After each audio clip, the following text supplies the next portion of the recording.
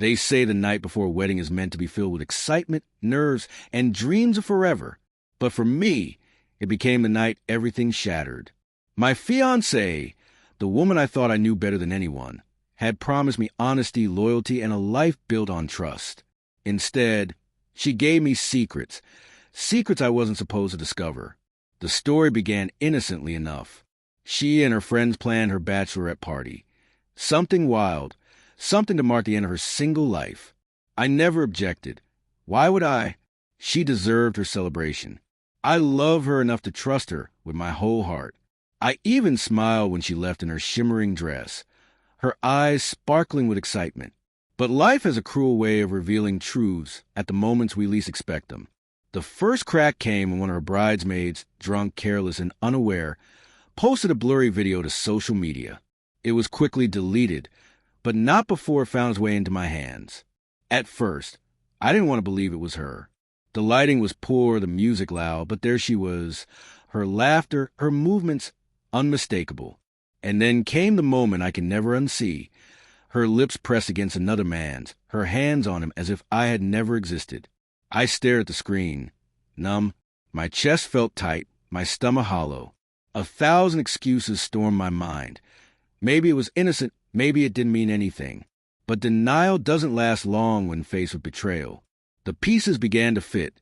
The sudden guardedness with her phone, the way her friends avoided my eyes when I asked about the party, the lingering smell of perfume and alcohol on her when she stumbled home the next morning. That night, I lay awake beside her, listening to her steady breathing, wondering how she could sleep so peacefully while my heart was breaking inches away. She whispered in her sleep once, a name that wasn't mine. It was the final confirmation I needed. Most men would explode, demand answers, confront the betrayal head-on. But rage wasn't what filled me. No, what I felt was quieter, colder. Betrayal doesn't always erupt. It corrodes silently, eating away until there's nothing left. I knew then that I couldn't marry her. I wouldn't stand at an altar, smiling while everyone admired us, knowing deep inside that our vows were already broken.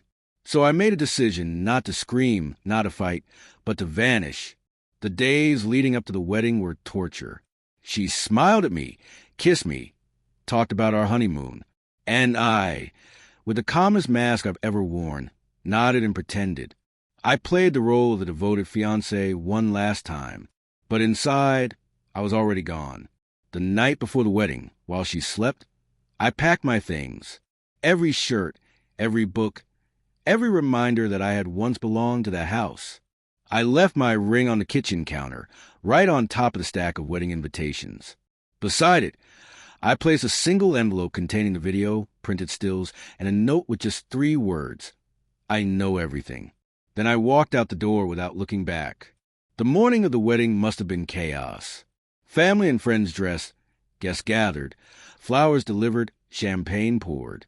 And then silence. Silence as they realized the groom wasn't coming. Whispers turned to questions. Questions turned to panic. I wasn't there to see her face when she discovered the envelope, but I could imagine the color draining, the tears welling, the excuses forming too late. Word spread fast. Some tried to call me, but I had changed my number. Others defended her, saying it was just a mistake, just one night.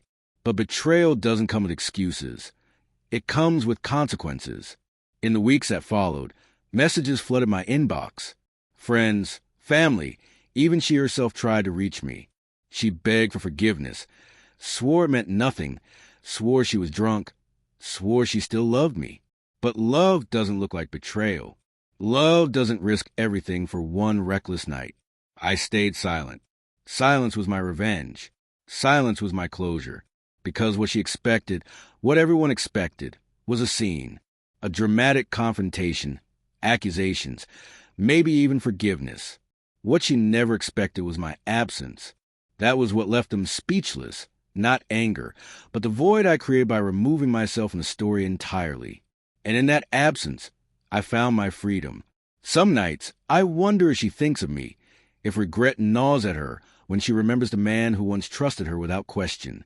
Maybe she tells herself it was just a mistake, that I overreacted.